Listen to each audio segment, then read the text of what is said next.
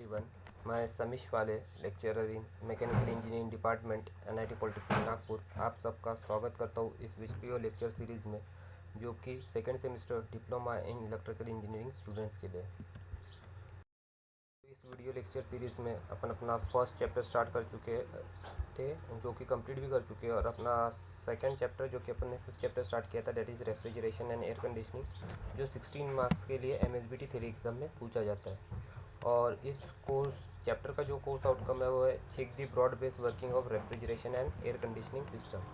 तो ये chapter complete होने के बाद में आप different refrigeration and air conditioning system की वर्किंग को जान सकोगे। और आज का अपना टॉपिक है एयर कंडीशनिंग सिस्टम। तो आज की वीडियो में अपन देखने वाले हैं एयर कंडीशनिंग सिस्टम क्या होता है, वो क्यों ज़रूरी है, और उसका क्लासिफिकेशन अपन आज के वीडियो में देखने वाले हैं।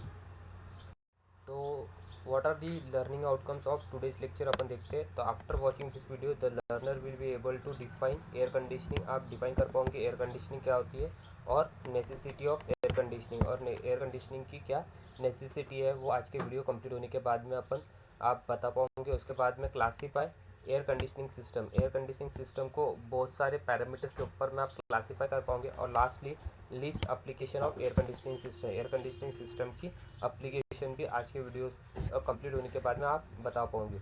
उसके बाद में जो PO एंड PSO मैपिंग जो हो रहा है आज के वीडियो से, तो सबसे पहले PO1 हो रहा है, that is basic and discipline specific knowledge. तो आज की वीडियो से आपको बेसिक और डिसिप्लिन स्पेसिफिक नॉलेज के बारे में पता चलेगा। Then PO4 that is engineering tools experimentation and practices.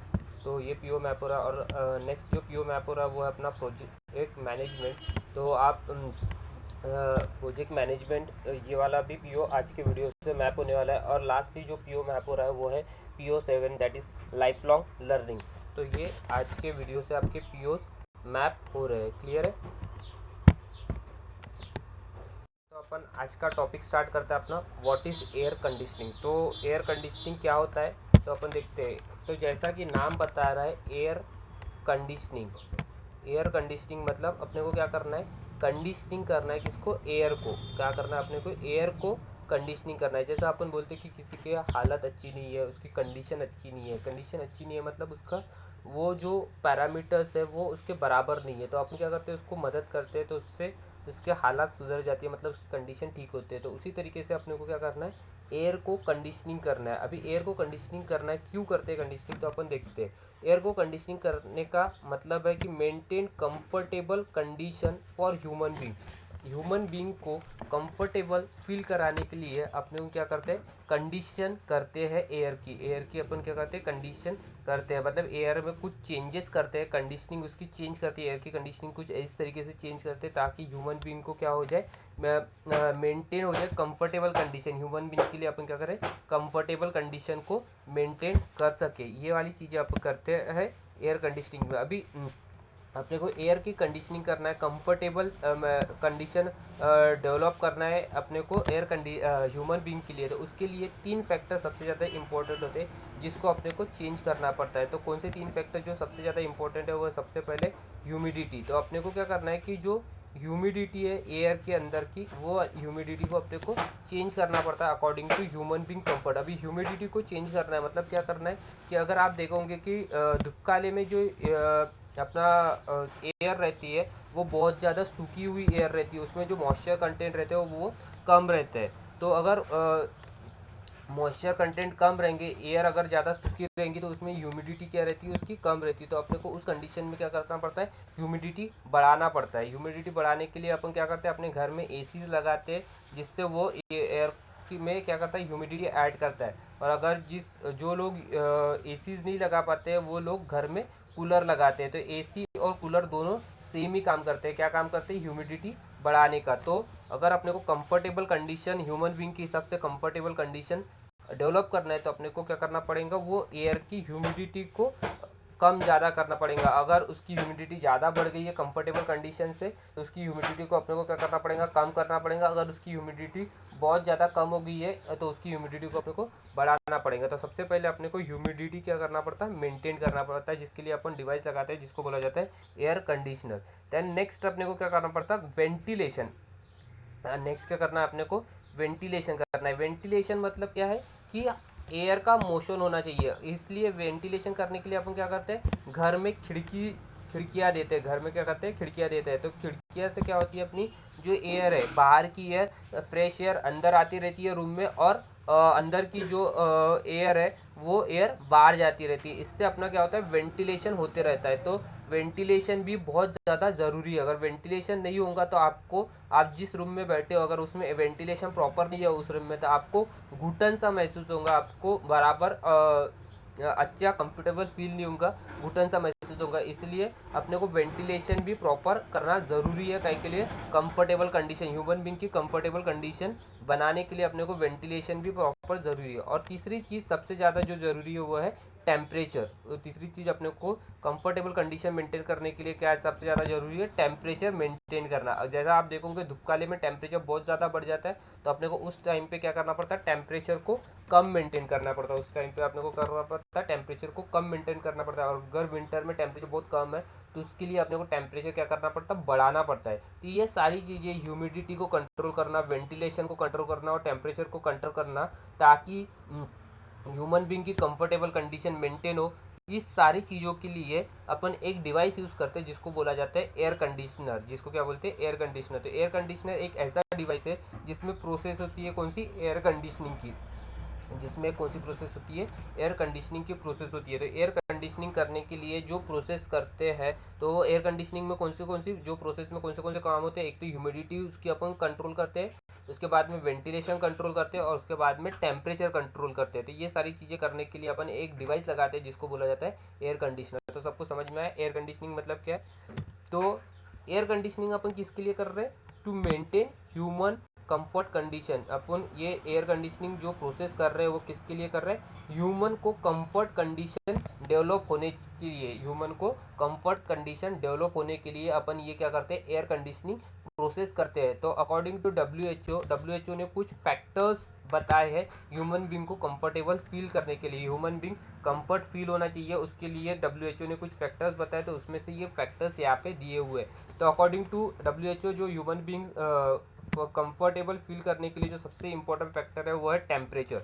तो टेम्परेचर जो है वो एटमॉस्फेयर का टेम्परेचर हरदम 25 डिग्री सेल्सियस रहना चाहिए। 25 डिग्री सेल्सियस एक ऐसा टेम्परेचर है जिसके ऊपर में ह्यूमन बींग हरदम कंफर्टेबल फील करता है। तो ये +- 2 डिग्री सेल्सियस भी हो सकता है, तो कभी 23 डिग्री सेल्सियस और कभी 27 डिग्री सेल्सियस भी जा सकता है। पर बहुत सारे ह्यूमन बींग जो कंफर्ट फील करते हैं वो कौन से टेम्परेचर के ऊपर में करते हैं, 25 डिग्री सेल्सियस के ऊपर में। मतलब अगर 25 डिग्री सेल्सियस टेम्परेचर अगर एटमॉस्फेयर का है तो उस टाइम पे जो ह्यूमन बींग है वो सबसे ज़्यादा कंफर्टेबल फील करता है।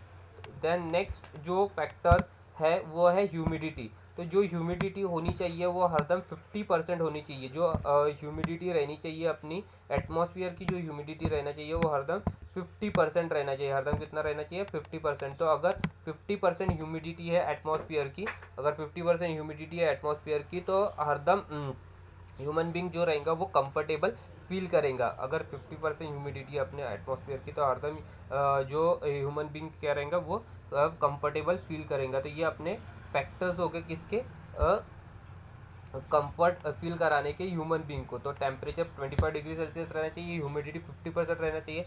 देन एयर मोशन, जो भी रूम में अपन बैठे हैं तो वहाँ पे जो एयर है, एयर का मोशन बराबर प्रॉपरली होना चाहिए। अगर एयर प्रॉपरली मेंटेन नहीं है, एयर का मोशन बराबर नहीं है, एयर बराबर पास नहीं हो रही है, तो तब भी ह्यूमन बींग कंफर्टेबल फील नहीं करेगा। तो एयर का मोशन भी बराबर होना चाहिए। और लास्टली होना चाहिए purity of air. Purity of air मतलब जो भी एयर आ रही है वो प्योर होना चाहिए, वो साफ़ होनी चाहिए, उसमें डस्ट पार्टिकल्स नहीं होना चाहिए, उसमें दूसरी गैसेस मिक्स नहीं होना चाहिए। क्योंकि अगर एयर में डस्ट पार्टिकल्स है या उसमें दूसरी गैसेस मिक्स है, तो अगर अपन ने वो एयर को ब्रीथ कर लिया, वो एयर अपन ने सांस के थ्रू अंदर ले लिया, तो हो सकता है उससे अपने को कई ज़्यादा बीमारियाँ हो सकती है। इसलिए हरदम जो भी अपनी एयर अपन आ रही है उसको वो प्योर एयर होना चाहिए। तो ये कुछ फैक्टर्स है डब्ल्यू ने ह्यूमन बींग को कंफर्ट फील करने के लिए बताया है।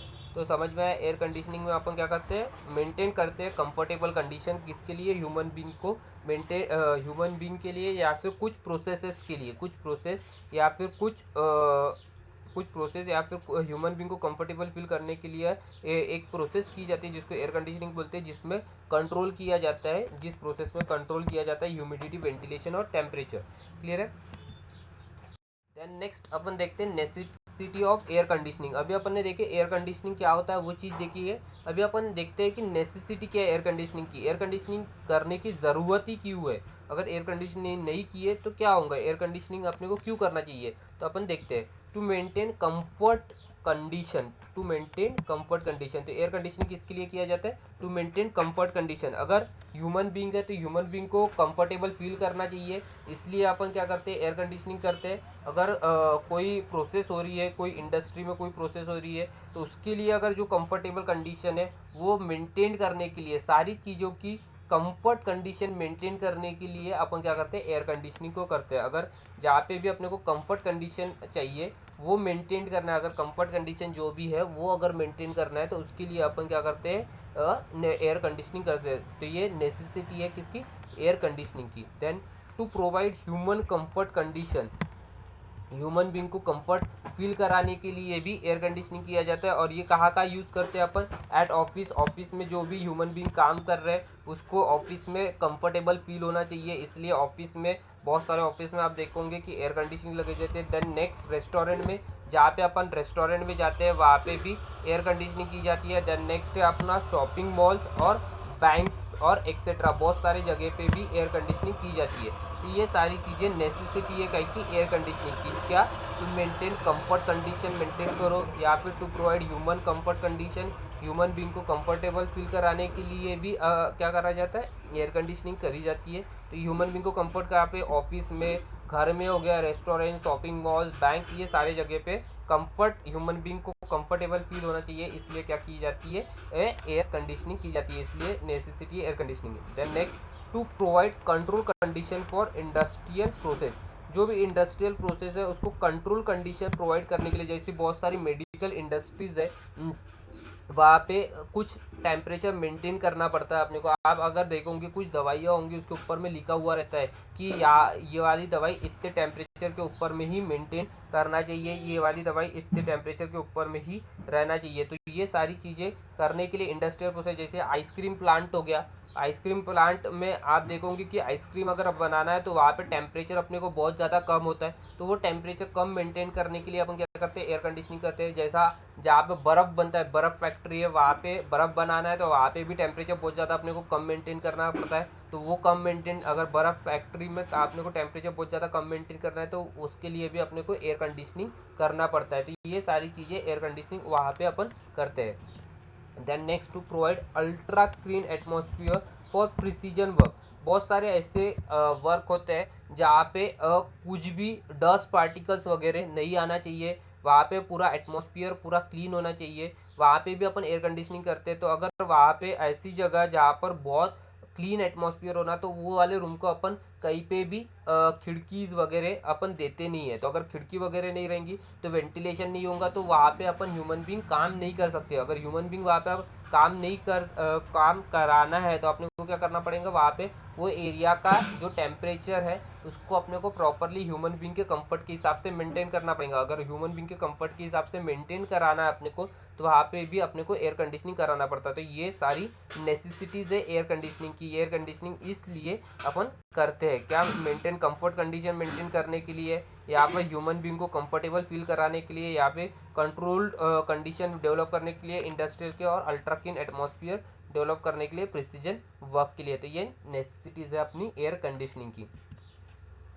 देन नेक्स्ट देखते हैं अपन classification of air conditioning. Air conditioning कैसे क्लासीफाई किया जाता है, तो according to function oblique purpose, अपन ने एयर कंडीशनिंग को बहुत सारे बेसिस के ऊपर में, बहुत सारे फैक्टर्स के ऊपर में क्लासीफाई किया जाता है। उसमें से सबसे पहला है according to function oblique purpose, तो मतलब उसका पर्पस क्या है, वो एयर कंडीशनिंग का क्यों यूज़ कर रहे हैं, या फिर उसका फंक्शन क्या है वो एयर कंडीशनिंग का, उसके भी हिसाब से अपन एयर कंडीशनिंग को क्लासीफाई करते हैं, जो कि 3 तरीके से क्लासीफाई होता है। सबसे पहला रहता है comfort air conditioning. Comfort air conditioning मतलब ह्यूमन बींग को कंफर्टेबल फील कराने के लिए, जो भी अपन घर पर या ऑफिसेस में जो एयर कंडीशनिंग लगाते हैं वो रहती है कौन सी, comfort air conditioning. Comfort air conditioning मतलब जिसमें जो भी ह्यूमन बींग है उसको कंफर्टेबल फील कराना है। जिसको ह्यूमन बींग जो है उसको कंफर्टेबल फील कराना है, उसके लिए अपन क्या करते हैं, जो एयर कंडीशनिंग करते हैं उसको बोला जाता है comfort air conditioning. Then next आती है कमर्शियल एयर कंडीशनिंग। नेक्स्ट कौन सी है, commercial conditioning. Commercial air conditioning में भी अपन क्या करते हैं, ह्यूमन बींग को ही कंफर्टेबल फील कराते हैं, ये भी कंफर्ट एयर कंडीशनिंग जैसे ही है, बट ये इसका जो साइज़ रहता है वो बहुत ज़्यादा बड़ा रहता है। जैसा आपने देखा होगा शॉपिंग मॉल्स हो गए या फिर रेस्टोरेंट्स हो गए, जहाँ पे जगह बड़ी है, जहाँ पे अपने को बहुत बड़ी जगह को अपने को कूल करना है, जैसे कि सेलिब्रेशन हॉल्स हो गए, वहाँ पे जगह बहुत ज़्यादा बड़ी रहती है, पर वहाँ पे भी अपन कंफर्टेबल फील करा रहे हैं किसको, ह्यूमन बींग को ही कंफर्टेबल फील करा रहे हैं। तो ऐसी जगह पे अपन जो एयर कंडीशनिंग यूज़ करते हैं वो वाली यूज़ करते हैं कौन सी, कमर्शियल एयर कंडीशनिंग। कौन सी एयर कंडीशनिंग यूज़ करते हैं, कमर्शियल एयर कंडीशनिंग। जहाँ पे ऑक्यूपेंट कम हो, जहाँ पे लोग कम हो, वहाँ पे अपन जो एयर कंडीशनिंग यूज़ करते हैं वो कौन सी, कंफर्ट एयर कंडीशनिंग यूज़ करते हैं। जैसे अपने घर में 4-5 लोग हैं, वह उसको कंफर्टेबल फील कराना है तो वहाँ पे कंफर्ट एयर कंडीशनिंग यूज़ करेंगे। जैसे अपन शादी वगैरह में जाते हैं, वहाँ पे लोग बहुत ज़्यादा रहते हैं, वहाँ तो ऑक्यूपेंट ज़्यादा होने के कारण से वहाँ पर जो एयर कंडीशनिंग यूज़ करते हैं वो अपन कमर्शियल एयर कंडीशनिंग यूज़ करते हैं। और देन लास्टली है industrial air conditioning. According to function में लास्ट जो टाइप की एयर कंडीशनिंग है वो कौन सी है, industrial air conditioning. Industrial air conditioning में क्या करते हैं, यहाँ पे जो भी एयर कंडीशनिंग की जाती है वो जो वहाँ पे जो प्रोडक्ट बन रहा है उसको देखकर की जाती है, ना कि ह्यूमन बींग को कंफर्टेबल फील करा के। यहाँ पे ये वाले इंडस्ट्रियल एयर कंडीशनिंग में ह्यूमन बींग की कंफर्ट कंडीशन नहीं देखी जाती है। यहाँ पे कंफर्ट कंडीशन किसकी देखी जाती है, जो भी वहाँ पे प्रोडक्ट बन रहा है वो प्रोडक्ट की कंफर्ट कंडीशन देखी जाती है। तो ये वाली होती है अपनी industrial air conditioning. Then next है according to season of year. According to season of year भी अपन क्या करते हैं, एयर कंडीशनिंग को क्लासीफाई करते हैं। सीजन ऑफ ईयर मतलब जो अपने 3 सीजन होते हैं उसके बेसिस के ऊपर में एयर कंडीशनिंग को क्लासीफाई किया जाता है। तो according to season of year कौन सी है, सबसे पहले समर एयर कंडीशनिंग सिस्टम। तो अपना जो भी इंडिया है वहाँ पे सबसे ज़्यादा जो एयर कंडीशनिंग सिस्टम यूज़ किया जाता है वो है समर एयर कंडीशनिंग सिस्टम, क्योंकि अपने इधर समर में जो टेम्परेचर रहता है वो बहुत ज़्यादा हाई जाता है। तो बहुत ज़्यादा टेम्परेचर हाई जाने के कारण से अपन क्या करते हैं, वो अपने को बहुत कंफर्टेबल फील नहीं होता है। तो अपन जो एयर कंडीशनिंग यूज़ करते हैं वो कौन सी यूज़ करते हैं, समर एयर कंडीशनिंग यूज़ करते हैं। तो summer air conditioning according to season जो समर में अपन एयर कंडीशनिंग यूज़ कर रहे हैं उसको बोला जाता है summer air conditioning. Then next आता है विंटर एयर कंडीशनिंग। तो जो ठंडे देश है जहाँ पे ठंडी बहुत ज़्यादा पड़ती है, जहाँ पे टेम्परेचर बहुत ज़्यादा कम होता है, ऐसे भी देश है जहाँ पे बहुत ज़्यादा टेम्परेचर कम है, तो वहाँ पर जो वो एयर कंडीशनिंग यूज़ करते हैं वो कौन सी यूज़ करते हैं, विंटर एयर कंडीशनिंग यूज़ करते हैं। वो कौन सी यूज़ करते हैं, विंटर एयर कंडीशनिंग। मतलब वो वहाँ पे टेम्परेचर कम होने के कारण से वो ऐसी एयर कंडीशनिंग यूज़ करते हैं, विंटर एयर कंडीशनिंग, ताकि उसका टेम्परेचर वो क्या करे, बढ़ा सके। तो वो अकॉर्डिंग टू सीजन के हिसाब से जो दूसरी एयर कंडीशनिंग है वो है विंटर एयर कंडीशनिंग। और लास्टली जो एयर कंडीशनिंग है वो है year round air conditioning. Year round air conditioning बोले तो जो समर में भी यूज़ कर सकते हैं अपन और जो विंटर में भी यूज़ कर सकते हैं, वैसे टाइप की एयर कंडीशनिंग को बोला जाता है कौन सा, ईयर राउंड एयर कंडीशनिंग। तो अकॉर्डिंग टू सीजन 3 टाइप की एयर कंडीशनिंग होती है, summer air conditioning, winter air conditioning और year round air conditioning. Clear है।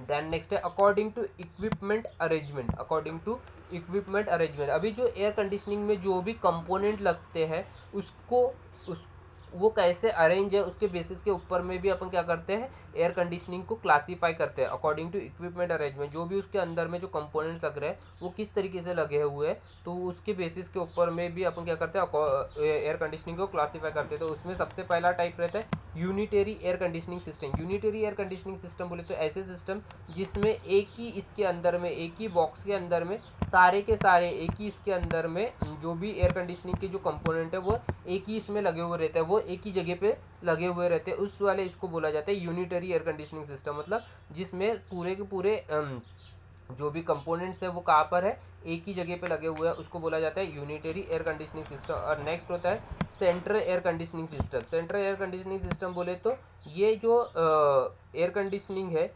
ये बड़े जगह पे यूज़ करते हैं। तो एक बहुत बड़े जगह पे क्या करते हैं, इसको अपन पूरे के पूरे इक्विपमेंट को अरेंज करते हैं और वो वहाँ से फिर अपन क्या करते हैं, ठंडी एयर को जहाँ पे अपने को एयर कंडीशनिंग करना है वो ठंडी एयर को वहाँ से डक्ट के थ्रू अपन सप्लाई करते हैं। तो उसको बोला जाता है central air conditioning. Unitary air conditioning में जहाँ पर अपने को ठंडा करना है, जो रूम में ठंडा करना है वो रूम में अपन डायरेक्टली लगा देते हैं, तो उसको बोलते हैं यूनिटरी एयर कंडीशनिंग सिस्टम। और सेंट्रल एयर कंडीशनिंग सिस्टम में जहाँ पर अपने को क्या करना है, जहाँ पे अपने को ठंडी करना है उसके कई दूसरे जगह पे अपन वो एक पूरा का पूरा एयर कंडीशनिंग का सिस्टम लगाते हैं और वहाँ से डक्ट के थ्रू अपन क्या करते हैं फिर पूरा का पूरा ठंडी एयर को सप्लाई करते हैं, तो उसको बोला जाता है central air conditioning system. Next जो क्लासिफिकेशन है वो according to working substance used in this system.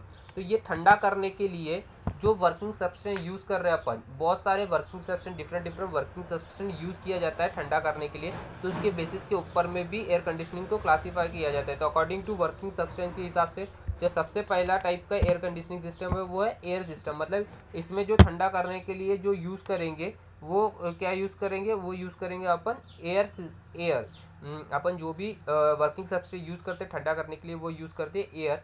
एक रहता है चिल्ड वाटर सिस्टम, एक कौन सा रहता है चिल्ड वाटर सिस्टम। मतलब इसमें जो ठंडा करने के लिए जो यूज़ किया जाता है वर्किंग सब्सटेंस वो ठंडा पानी यूज़ किया जाता है जो कि बहुत ज़्यादा ठंडा होता है, इसलिए वो चिल्ड वाटर सिस्टम बोला जाता है। तो अकॉर्डिंग टू वर्किंग सब्सटेंस के हिसाब से एक होता है एयर सिस्टम, एक होता है चिल्ड वाटर सिस्टम और एक होता है एयर वाटर सिस्टम। मतलब दोनों का ऊपर का कॉम्बिनेशन, मतलब जिसमें ठंडा करने के लिए एयर भी यूज़ होंगी नेचुरल वाली और वाटर भी यूज़ होगा, इस वाले इसको बोला जाता है एयर वाटर सिस्टम क्लासिफिकेशन के हिसाब से। क्लियर है।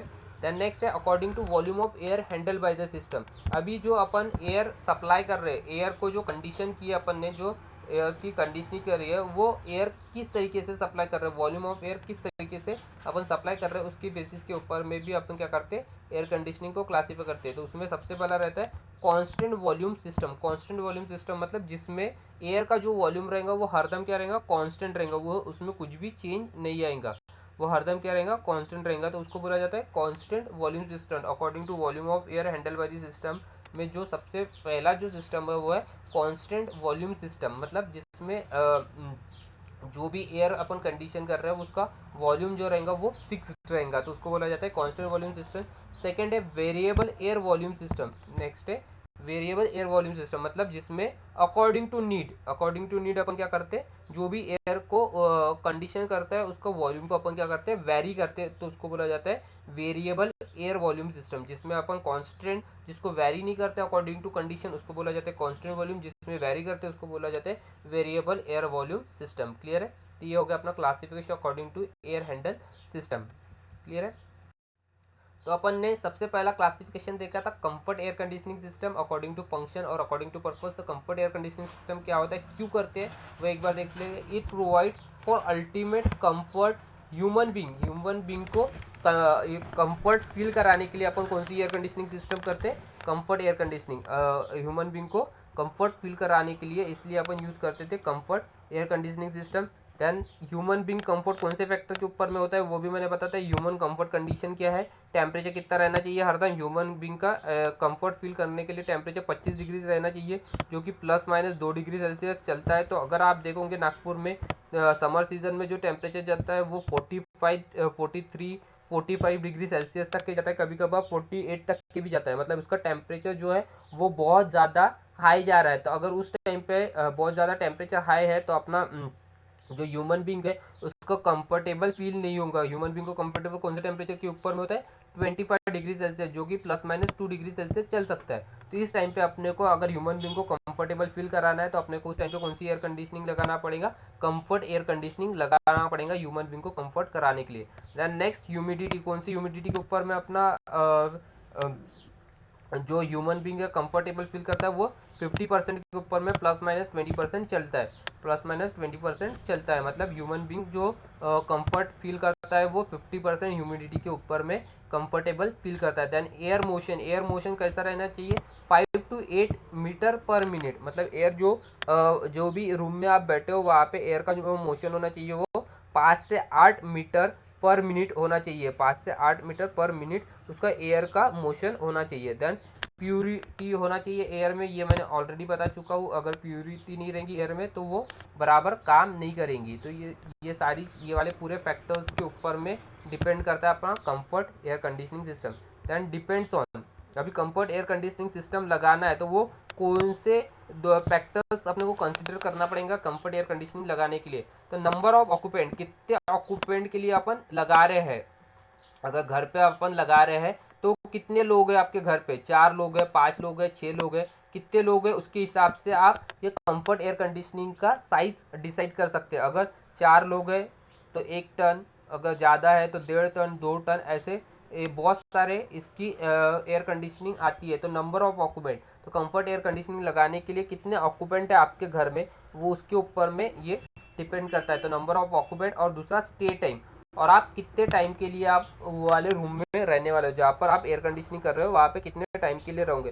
तो ये 2 फैक्टर्स के ऊपर में अपना कंफर्ट एयर कंडीशनिंग सिस्टम क्या होता है, काम करता है। कंफर्ट एयर कंडीशनिंग सिस्टम को अपन लगा सकते हैं। कंफर्ट एयर कंडीशनिंग सिस्टम को लगाने के लिए अपने को क्या करना पड़ता है, नंबर ऑफ ऑक्यूपेंट और स्टे टाइम, कितने टाइम तक के रहने वाले हैं, वो 2 चीज़ों को अपने को कंसिडर करना पड़ता है। देन एग्जाम्पल कहाँ यूज़ होता है comfort air conditioning, AC for homes, offices etcetera. जो छोटे ऑफिस है या फिर घर में जो अपन एयर कंडीशनिंग यूज़ करते हैं, वो कौन सी यूज़ करते हैं, comfort air conditioning system use करते हैं। नेक्स्ट है अपना कमर्शियल एयर कंडीशनिंग। तो कमर्शियल एयर कंडीशनिंग क्या होता है देख लेते हैं। Similar to comfort air conditioning, ये कंफर्ट एयर कंडीशनिंग जैसी है वैसी रहता है। Stay time of occupant is short, इसमें जो स्टे टाइम है, जो ऑक्यूपेंट जो रहते हैं इसमें कमर्शियल एयर कंडीशनिंग में, ये कुछ टाइम के लिए ही रहते हैं। ये बहुत ज़्यादा टाइम के लिए कमर्शियल एयर कंडीशनिंग में ऑक्यूपेंट रहता नहीं है। तो स्टे टाइम जो है कमर्शियल एयर कंडीशनिंग में ऑक्यूपेंट का, वो बहुत ज़्यादा, मतलब लोगों का रहने का जो टाइम है ये बहुत कम है किसमें, कमर्शियल एयर कंडीशनिंग में। Then large number of occupant, but इसमें जो नंबर ऑफ ऑक्यूपेंट रहते हैं वो ज़्यादा रहते हैं। जबकि कंफर्ट एयर कंडीशनिंग में ऑक्यूपेंट क्या है, कम रहते हैं, पर उसके जो स्टे टाइम है उनका वो बहुत ज़्यादा देर तक के रहता है। कमर्शियल एयर कंडीशनिंग उल्टा है, स्टे टाइम कम है पर ऑक्यूपेंट जो रहते हैं वो ज़्यादा रहते हैं। तो अपने को ज़्यादा जहाँ पर भी ऑक्यूपेंट रहेंगे वहाँ पे कौन सी एयर कंडीशनिंग यूज़ करना पड़ेगा, कमर्शियल एयर कंडीशनिंग यूज़ करना पड़ेगा। Then large capacity is required, इसमें जो एयर कंडीशनिंग की जो कैपेसिटी लगेंगी वो लार्ज कैपेसिटी लगेंगी, क्योंकि जितने ज़्यादा लोग ज़्यादा रहेंगे उतनी ज़्यादा अपने को कैपेसिटी जो लगेंगी वो ज़्यादा लगेंगी। तो कमर्शियल एयर कंडीशनिंग में जो कैपेसिटी लगती है वो ज़्यादा लगती है। ये कहाँ पर यूज़ होता है, शॉपिंग मॉल्स में, थिएटर्स में, लार्ज ऑफिसेस एक्सेट्रा। तो शॉपिंग मॉल में आप देखोगे तो ह्यूमन बींग को कंफर्ट करने के लिए जो एयर कंडीशनिंग यूज़ होती है वो कमर्शियल एयर कंडीशनिंग यूज़ होती है, जहाँ पे आप बहुत देर तक के नहीं रहता। शॉपिंग मॉल में ऑक्यूपेंट बहुत सारे लोग आते हैं पर वो बहुत ज़्यादा देर तक के नहीं रहते, वो कुछ देर तक के रहते हैं फिर चले जाते हैं। तो ये कमर्शियल एयर कंडीशनिंग में ऑक्यूपेंट का जो साइज़ है वो लार्ज रहता है, उसके बाद में स्टे टाइम जो है वो कम रहता है, और उसके बाद में उसकी कैपेसिटी जो है वो ज़्यादा कैपेसिटी की अपने को लगाना पड़ता है। और कमर्शियल एयर कंडीशनिंग का यूज़ करते हैं अपन shopping malls, theatre, large offices etcetera, ऐसे सारी जगह पे अपन जो यूज़ करते हैं, ऐसे सारी जगह पे अपन जो यूज़ करते हैं वो commercial air conditioning system use करते हैं। नेक्स्ट जो लास्ट वाला अपना एयर कंडीशनिंग था वो इंडस्ट्रियल कंडीशनिंग थी। इंडस्ट्रियल कंडीशनिंग क्या है, to control atmosphere condition for carry out industrial purpose. Industrial air conditioning में अपन क्या करते हैं, एटमॉस्फेयर की कंडीशन को कंडेंस करते हैं, कंट्रोल करते हैं, ताकि अपना जो इंडस्ट्रियल का पर्पज़ है, जो इंडस्ट्री का पर्पज़ है वो पर्पज़ को अपन सॉल्व कर सके, वो पर्पज़ को अपन फुलफिल कर सके। इसलिए अपन क्या करते हैं, एटमॉस्फेयर की कंडीशन को कंडेंस करते हैं काय में, इंडस्ट्रियल एयर कंडीशनिंग में। एटमॉस्फेयर की कंडीशन को अपन चेंज करते हैं, एटमॉस्फेयर की एयर के कंडीशन को अपन चेंज करते हैं according to industrial purpose. Industry की जो रिक्वायरमेंट है उसके हिसाब से अपन एटमॉस्फेयर की एयर को चेंज करते हैं। बेटर क्वालिटी इज़ रिक्वायर्ड, इसमें जो एटमॉस्फेयर की जो क्वालिटी लगती है, जो एटमॉस्फेयर एयर की जो क्वालिटी लगती है वो बहुत अच्छे तरीके वाली लगती है, better quality. And suitable for manufacturing quality, और ये जो क्वालिटी ऑफ एटमॉस्फेयर की जो कंडीशनिंग अपन चेंज कर रहे हैं वो सुटेबल होना चाहिए, किसकी, मैन्युफैक्चरिंग क्वालिटी के लिए सुटेबल होना चाहिए। Then next, no consideration for human being comfort, इसमें अपन ह्यूमन बींग का कंफर्ट का कंडीशन नहीं देखते। जैसा आप अगर आइसक्रीम बनाने वाली फैक्ट्री देखोगे तो वहाँ पे आइसक्रीम बनाने के लिए जो अपने को टेम्परेचर चाहिए एयर का वो बहुत ज़्यादा कम चाहिए, हो सकता है वो इतना कम चाहिए कि अपने को ह्यूमन बींग वहाँ पे कंफर्टेबल फील करे ही ना, पर अपने को तब भी उतना टेम्परेचर करना ही पड़ेगा, क्योंकि ये कौन से टाइप की एयर कंडीशनिंग है, इंडस्ट्रियल कंडीशनिंग। अगर अपने उतना नहीं किया ह्यूमन बींग के हिसाब से रखे तो जो वो जो इंडस्ट्री है उसका जो फैक्ट ये है फुलफिल नहीं होगा, रिक्वायरमेंट फुलफिल नहीं होगा। इसलिए इसमें इंडस्ट्रियल एयर कंडीशनिंग में अपन ह्यूमन बींग का कंफर्टेबल कंडीशन देखते ही नहीं है। Then it is used in textile mill, कहाँ का यूज़ होता है, ये टेक्सटाइल मिल में यूज़ होता है, पेपर मिल में यूज़ होता है, ice cream and food processing plant में। तो industrial air conditioner maximum textile mill में, पेपर मिल में, आइसक्रीम और फूड प्रोसेसिंग प्लांट में यूज होता है। क्लियर है? तो इस टाइप के एयर कंडीशनिंग को बोला जाता है इंडस्ट्रियल एयर कंडीशनिंग सिस्टम। तो let us summarise what we have learn today. आज अपन ने क्या क्या पढ़े वो एक बार अपन देख लेते हैं। तो सबसे पहले अपन ने देखे कि एयर कंडीशनिंग सिस्टम क्या होता है, डिफाइन एयर कंडीशनिंग सिस्टम में अपन ने देखे एयर कंडीशनिंग सिस्टम क्या होता है एंड राइट इट्स नेसेसिटी। उसके बाद में उसकी नेसेसिटी क्या है एयर कंडीशनिंग सिस्टम की वो देखे। फिर उसके बाद में अपन ने क्लासीफाई किया एयर कंडीशनिंग को बहुत सारे पैरामीटर्स के ऊपर में, और लास्ट में अपन ने देखे एप्लीकेशन ऑफ एयर कंडीशनिंग कहाँ कहाँ यूज़ होती है, वो सारी चीज़ें अपन ने अभी देखे। देन पीओ और पीएसओ मैपिंग जो आज के वीडियो से मैप हो रहा है वो PO1 मैप हो रहा है, PO4, PO6 और PO7 आज के वीडियो से अपने ये POs मैप हो रहे हैं। क्लियर है? तो थैंक यू वेरी मच। अगर आप किसी को भी कुछ भी डाउट रहा आज के वीडियो से रिलेटेड तो डायरेक्टली आप मुझे कांटेक्ट कर सकते हो। नेक्स्ट वीडियो में अपन एप्लीकेशन ऑफ एयर कंडीशनिंग के बारे में पढ़ने वाले हैं। तो till than happy learning. Thank you.